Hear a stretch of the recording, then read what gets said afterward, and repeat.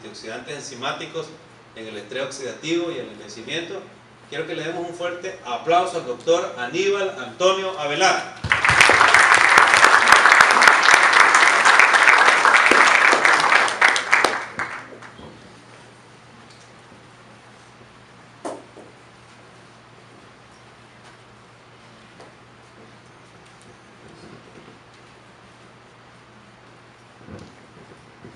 Buenas tardes.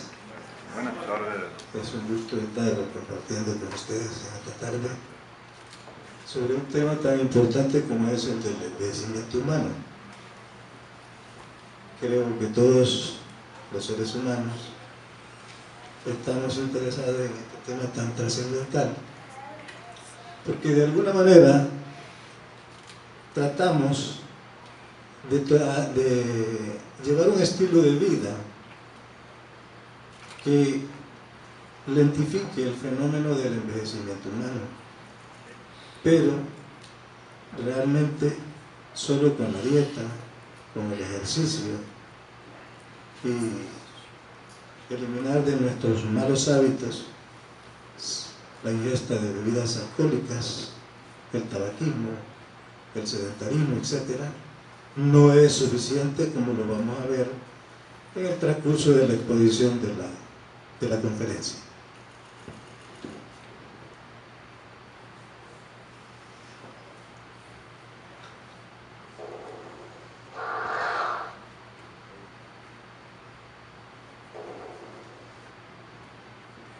Ahí se plantea una pregunta: ¿les gustaría llegar a ser personas longevas, autosuficientes, con facultades intelectuales intactas, sin padecer de enfermedades asociadas al envejecimiento, es decir, con una buena calidad de vida?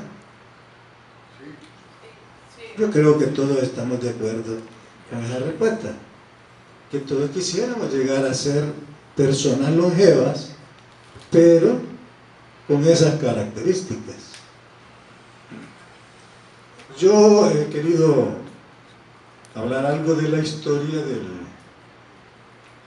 del génesis, del origen del hombre, desde el punto de vista de lo que está escrito en el Génesis bíblico. Y podemos observar aquí en la diapositiva, esta es la cita bíblica. Disculpe que no traje el puntero láser. Y allá tenemos a Adán y a Eva. Y a partir de, todos conocemos que ellos tuvieron dos hijos, Abel y Caín. Ya conocemos la historia de Caín contra Abel. Y a partir de Caín contamos 10 generaciones hasta Noé. Lo interesante de estas 10 generaciones es que estos personajes fueron sumamente longevos. Por ejemplo, Adán vivió 930 años. Set vivió 912 años. Enos vivió 905 años. Cainán 910 años. Mahalalel 895 años. Jared 962 años. Enoc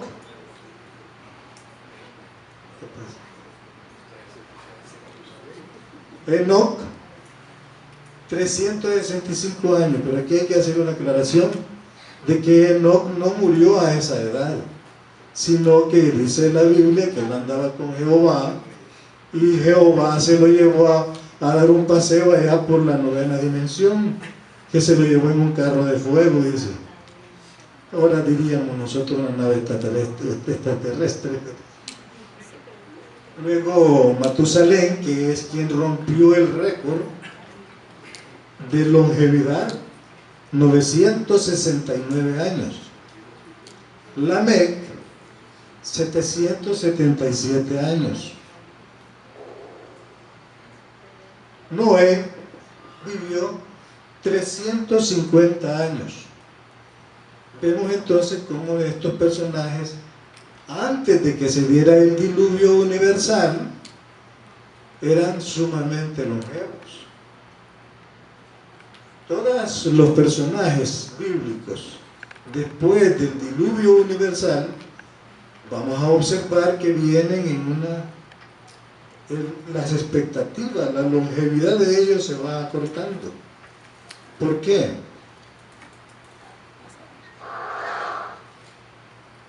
Porque Jehová en Génesis capítulo 6, versículo 3 dijo, después de que había enviado el diluvio universal, que eso es lo que quiere representar ahí está el arca de Noé, y el gran diluvio y la gente ahogándose. Pues Jehová en este capítulo 6, versículo 3 dijo que su espíritu ya no iba a permanecer por siempre en la carne del hombre, porque el hombre es solo carne, y estableció un límite de años. Dijo que la vida del hombre sean 120 años, y a partir de ahí, ese es el límite que Dios estableció para que el hombre, nosotros los humanos, en este plano tridimensional que llamamos tierra, podamos vivir 120 años. Eso sí, si queremos llegar a los 120 años, lógicamente debemos de llevar un estilo de vida saludable.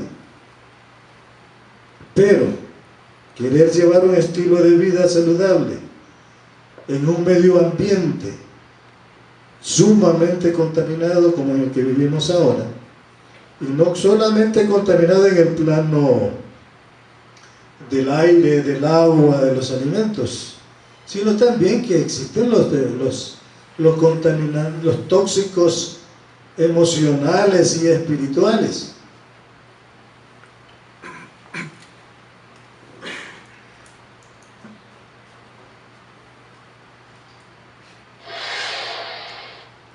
Entonces nos planteamos otra pregunta: ¿cuáles fueron los factores que determinaron que estos personajes bíblicos fueran tan longevos?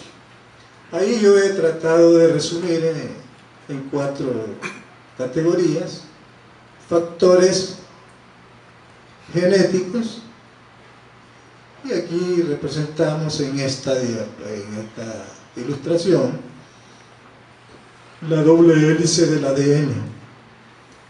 En el ADN viene programado toda nuestra vida hasta que morimos. Pero la pregunta vendría: ¿dónde estábamos nosotros antes que el óvulo y el espermatozoide de nuestros padres se unieran? ¿A dónde existíamos cada uno de nosotros? Pues lógicamente existíamos en el espíritu, en la 9ª dimensión. Ese es un misterio tan profundo que solo Dios lo conoce, pero que si nos metemos a estudiar la parte espiritual, vamos a llegar a conocer esos misterios. Lógicamente, nosotros somos seres espirituales, somos espíritus viviendo una experiencia humana en un cuerpo físico, en un plano tridimensional que llamamos tierra, y que por voluntad de Dios venimos a este plano a cumplir una misión.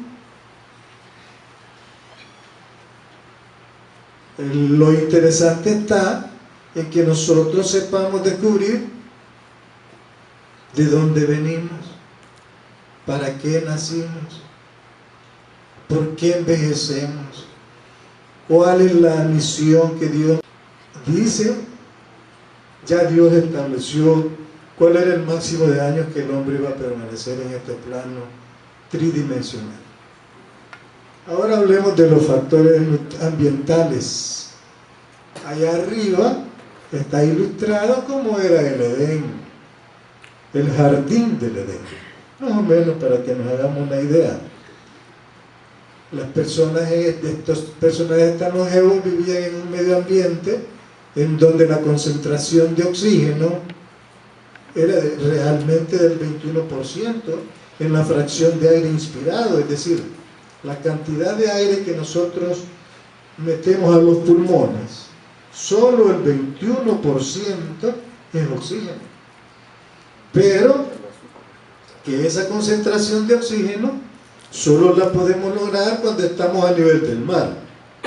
A medida ascendemos en altura, es decir, si vamos al volcán, ya la concentración de oxígeno en el aire inspirado no es del 21%, sino que baja tal vez a algún 15%, algún 12%.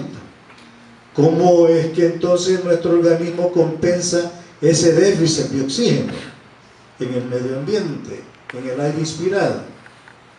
Aumentando la producción de los carritos que transportan el oxígeno, los glóbulos rojos. Por eso es que las personas que viven en lugares altos, de altitud, ellos mantienen un hematócrito arriba de 17. Pero eso los predispone a que ellos puedan tener fenómenos tromboembólicos con facilidad. Luego también, en ese medio ambiente, la dieta de estos personajes era una dieta básicamente a base de frutas, semillas, legumbres, hortalizas, que tenían de color verde, amarillo, anaranjado, rojo, morado, muy ricas en vitaminas, en minerales, oligoelementos, bioflavonoides, y que todos tienen una acción antioxidante potente. Por eso es que muchos de los fitofármacos que van en la formulación de Max Infuse son extraídos de plantas. Lo único que han hecho es purificarlos, cultivarlos ya con fines comerciales y sacar la mejor calidad de ellos, luego sacar los extractos estandarizados de esos fitofármacos para incorporarlos en la formulación de Max Infuse. Y ya vamos a ver cuál es la importancia de todas estas vitaminas, minerales, aminoácidos, etcétera, en el metabolismo celular energético.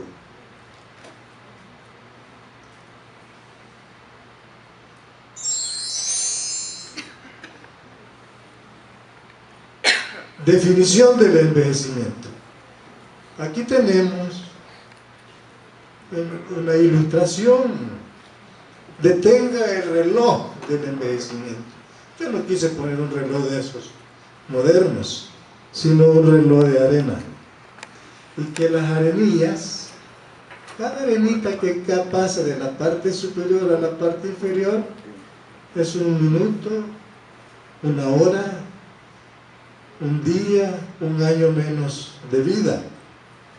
Cuando termina de pasar la última granito de arena, caemos en el fondo, cae el cuerpo físico y se desprende el cuerpo astral, y el cuerpo astral sale a la novena dimensión o a la cuarta dimensión, y el cuerpo físico se integra de nuevo al reino mineral para desintegrarse en todos los minerales y luego dar el ciclo pasando al reino vegetal, reino animal, para volver al reino humano.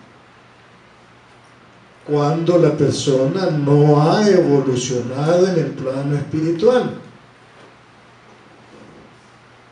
Pero cuando la persona de hecho trabajo espiritual, el espíritu vuelve al Padre. Y una de las preguntas que planteaba al principio: ¿para dónde voy cuando me muera? Al lugar de donde procedo. ¿Y de dónde vine? De Dios. regreso a Dios, todo es propiedad de Dios. Entonces, vamos a definir el envejecimiento. El envejecimiento es un proceso continuo, heterogéneo, universal e irreversible, resultado de un complejo e intrincado proceso multifactorial que determina una pérdida progresiva de la capacidad de adaptación. ¿Adaptación a qué? A todos los cambios del medio ambiente en el cual vivimos. En los individuos mayores y sanos, muchas funciones fisiológicas se mantienen normales en un estado basal, es decir, en un estado en el cual a la persona no se le ha sometido a estrés físico, emocional o psicológico. Pero al ser sometidos a ese estrés, ya comienzan a aparecer la sintomatología de que la homeostasis de esa persona ya se perdió. Y cuando lo sometemos a estrés, comienza con el problema del insomnio, de la ansiedad, la angustia, la depresión, trastornos de la memoria, enfermedad de Parkinson, diabetes, hipertensión arterial, etc.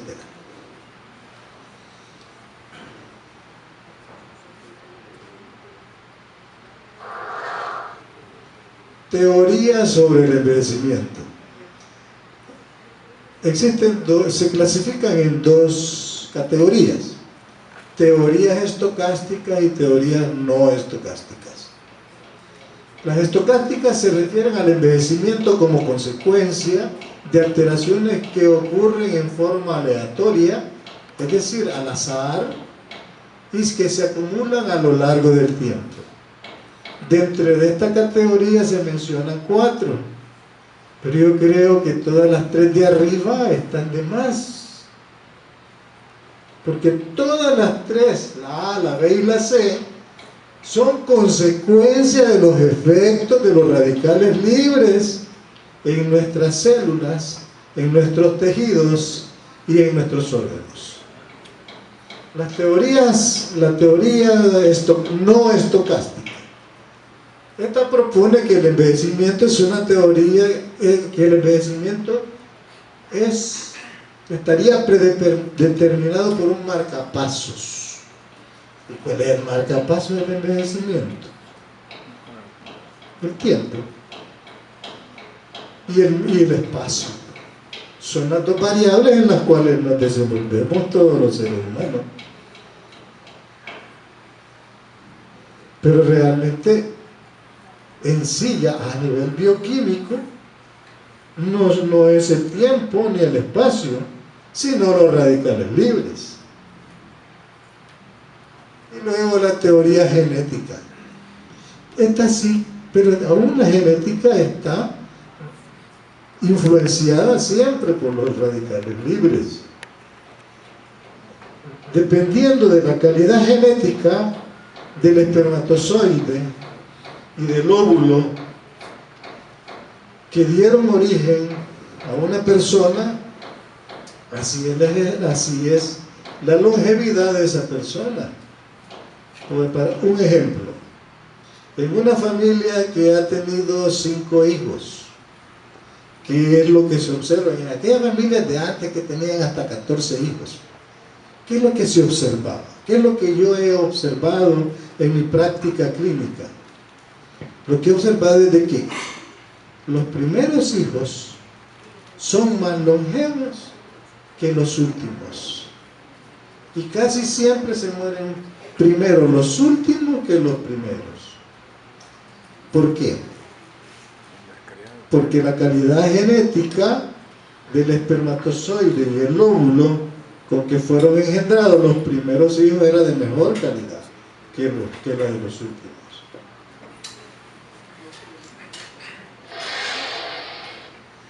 Las teorías estocásticas. Al RNA transportador lo lleva al ribosoma.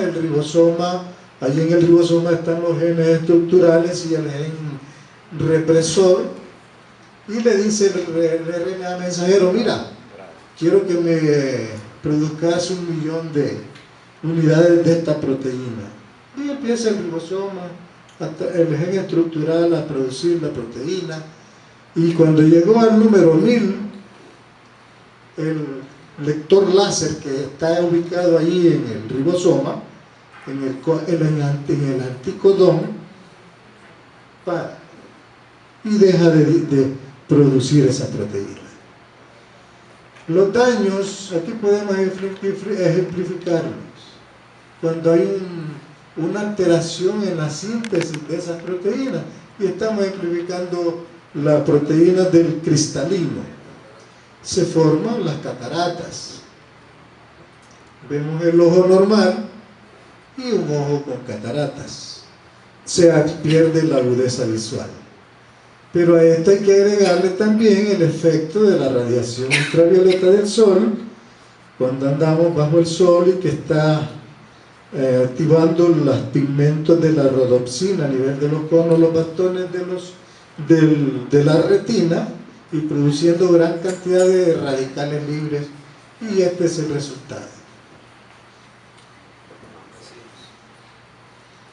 Por eso es que allá en Sudamérica, específicamente en Argentina, en donde la capa de ozono tiene un agujero de aproximadamente unos 60 kilómetros de diámetro, por el uso de los aerosoles que contienen clorofluorocarbonos, se ha dañado la capa de ozono y para ella pasa mayor radiación ultravioleta, y por eso es que el ganado vacuno que pasta ahí se desarrolla rápido cataratas.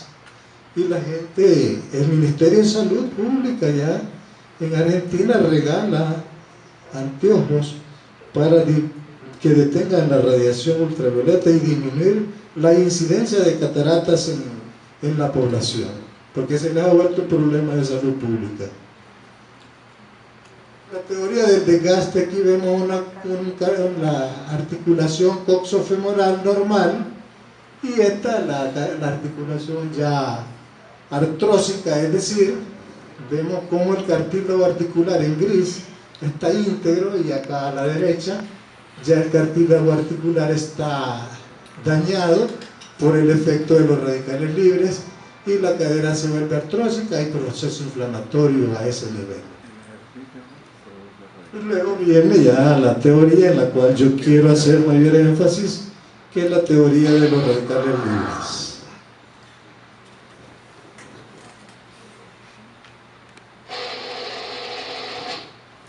¿Qué son los radicales libres? Los radicales libres son átomos o grupos de átomos que tienen un electrón en su órbita externa y está de manera desapareada, y por eso él anda buscando una estructura de nuestras células a quien donarle ese electrón para quedar él estable. La primera estructura que encuentra es la membrana celular externa de la célula. Luego se mete a la célula y daña las mitocondrias. Las mitocondrias podríamos decir que son las centrales energéticas de las células, como lo son la represa del Cerrón Grande, la de 15 de septiembre, que generan pues gran cantidad de energía para cubrir toda la demanda energética que requiere nuestro país. Si nosotros dañamos cualquiera de esas represas, buena parte del territorio salvadoreño se va a quedar sin energía y todas las funciones se van a parar. La actividad productiva y comercial se detiene. ¿Qué es oxidación y qué es reducción en bioquímica? Aquí vemos este compuesto A. Hablamos de oxidación.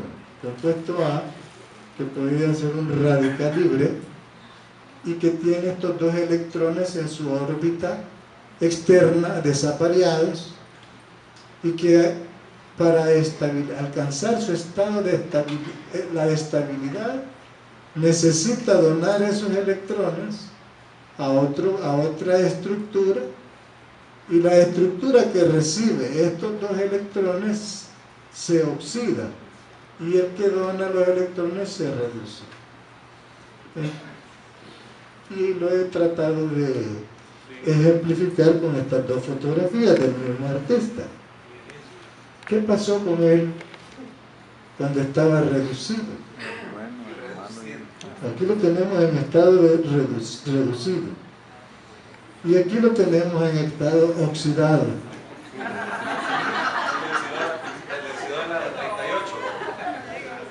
Eso es para que lo entendamos fácil. Eso es lo que hacen los radicales libres. Y no solo eso, van de la mano con el cáncer. Van de la mano con el cáncer. Y bueno, ¿y de dónde es que surgen los radicales libres? Pues, hablemos entonces de la glicólisis aeróbica. Significa degradar la molécula de glucosa en presencia de oxígeno para obtener a partir de ella la energía que va a utilizar cada una de nuestras células para llevar a cabo sus funciones fisiológicas y de reparación. Y que esa energía se conoce con el nombre de ATP, es decir, trifosfato de adenosina. Veámoslo ya más en detalle. La glucosa, yo le he puesto ahí entre paréntesis, es el combustible, la gasolina que está en el tanque del vehículo. El oxígeno es el aire que entra a través del filtro al carburador y del carburador a la cámara de combustión,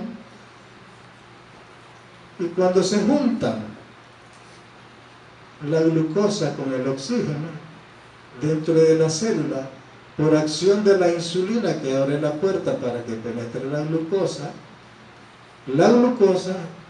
es activada. Aquí está como C6H12O6. No tiene radical fosfórico, no está activada. Para poder ser utilizada la glucosa, es necesario que esa enzima exoquinasa le agregue, tome un radical fosfórico del ATP y se lo agregue a la glucosa en el carbono 6 y se convierte en glucosa 6-fosfato, que junto con el oxígeno, que en este caso el oxígeno es el comburente, y definimos que el combustible es lo que se va a quemar o degradar, y el comburente es lo que va a ayudar a que se queme el combustible. Un ejemplo práctico es que si yo le cierro la entrada de aire al carburador, aunque esté lleno el tanque de gasolina y esté todo bien en el vehículo, no enciende el motor. ¿Por qué no enciende? Porque no hay oxígeno para que se lleve a cabo la combustión dentro de la cámara de combustión, se muevan los pistones, el eje de biela, el cardán y el vehículo pueda moverse. Lo mismo sucede dentro de la célula. Pero esa entrada de aire y de oxígeno tiene que estar regulada.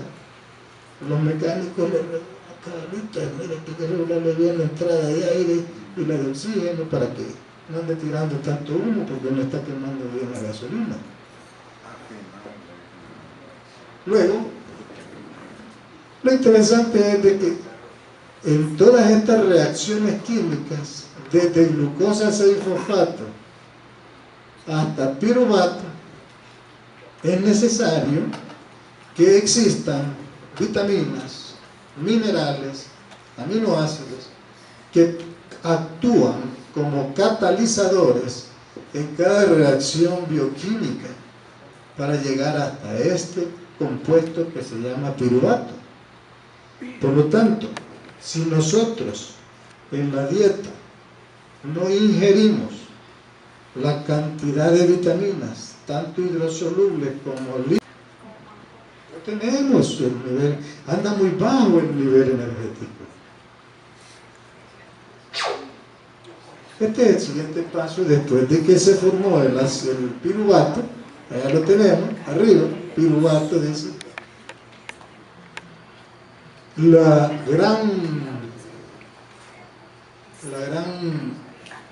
molécula importante donde convergen todas las vías metabólicas es la acetilcoenzima A. Ahí vienen a parar todas las vías metabólicas, la de la glicólisis aeróbica, la de la beta oxidación de los ácidos grasos a través de la acetilcarnitintransferasa, la de la glucogenólisis. Ahí tienen que formar acetilcoenzima A. La acetilcoenzima A se combina con el oxaloacetato para formar citrato y que comience este ciclo que es llamado ciclo de Krebs y se den todas estas reacciones bioquímicas dentro de la mitocondria de la célula. Pero para que eso suceda, vuelvo, repito, es necesario que estén presentes todos los catalizadores, vitaminas, minerales, aminoácidos, etc. Ya, lo importante del ciclo de Krebs es que de todos estos compuestos se van a extraer los iones hidrogeniones, que son los que van a entrar a la cadena respiratoria mitocondrial para llegar a través de esas reacciones óxido-reducción en donde participa en el citocromo 1 y en el citocromo 3 un compuesto de Maxifuse, que lleva Maxifuse, que es la coenzima Q10, y otros que están en el Maxifuse que actúan, que son la FADH, la NADH,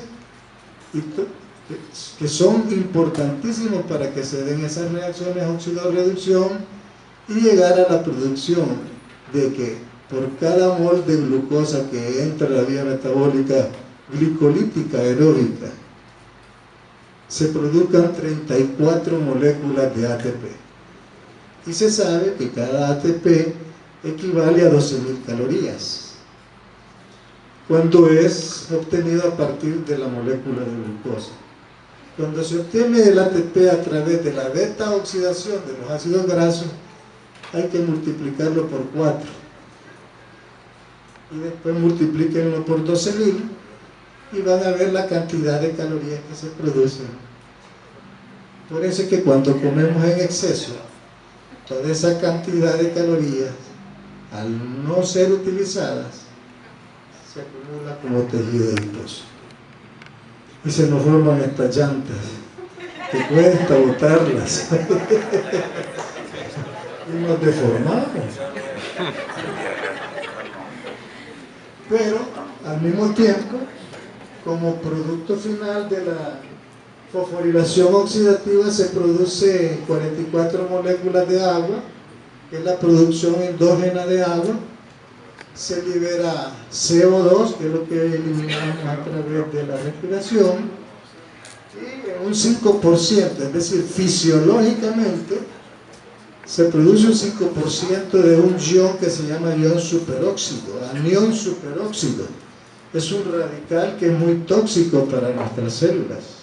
Es un radical libre oxigenado, tóxico para nuestras células. Cuando estamos jóvenes, hasta los 30 años de edad,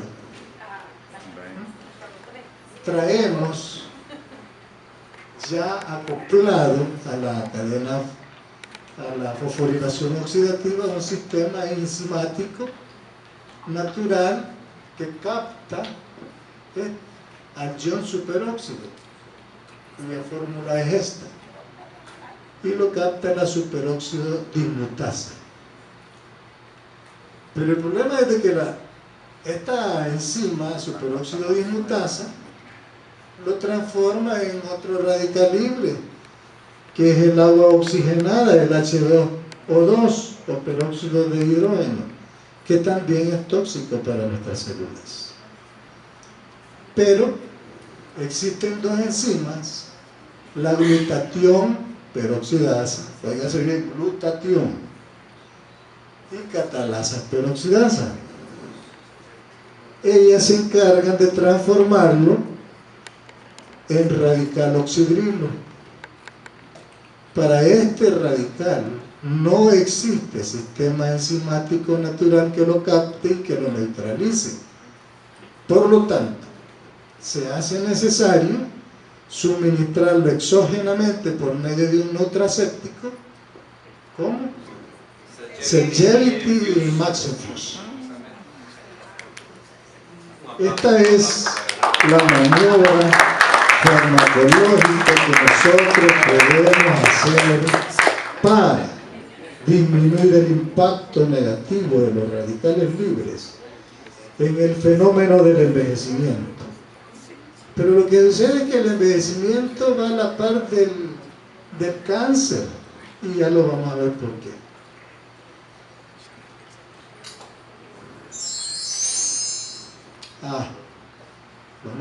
Vamos a definir qué es un antioxidante. Si ya hablamos de oxidación y de los radicales libres, que son los que oxidan nuestras células, es decir, las envejecen, hablemos del antioxidante, porque el glutatión, el Celgevity, el Maxifus trae una cantidad de antioxidantes, pero tremendo, y precisamente por eso se hace necesario hacer la definición, hablar de lo que es un antioxidante. Es una sustancia capaz de neutralizar la acción oxidante de los radicales libres.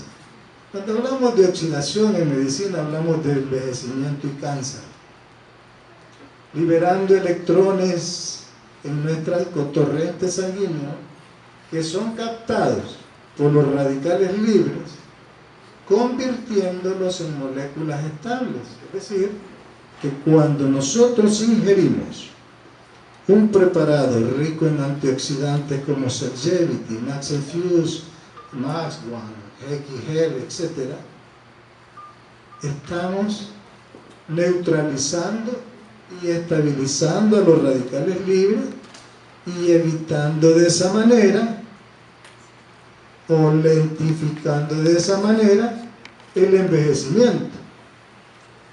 Pero la literatura menciona que al mismo tiempo nuestro organismo, por efecto de los radicales libres, fisiológicamente, cuando solo se está produciendo el 5%, son responsables de que se aparezcan en nuestro torrente sanguíneo entre 800 a 900 células mutantes cada día. ¿Por qué que no nota cáncer? Porque el sistema inmunológico aún no ha llegado a deteriorarse, porque los radicales libres todavía no lo han deteriorado tanto y tienen la capacidad de identificar a las células mutantes, capturarlas y destruirlas. Por eso se hace importante que nosotros trabajemos más en la prevención que en tratar las enfermedades. ¿Cuántas enfermedades estamos previniendo si nosotros logramos vender el concepto de la prevención de tercer nivel, tratando de llevarle este mensaje a la gente de que consuma estos productos para llegar a ser un viejo sano, autosuficiente, con las facultades intelectuales intactas, con una buena calidad de vida y sin ser carga para la familia? Le sale muchísimo más barato que llegar a padecer una enfermedad, un cáncer de próstata, operarlo, darle quimioterapia, radioterapia, que lo mata más rápido, porque para eso sirve.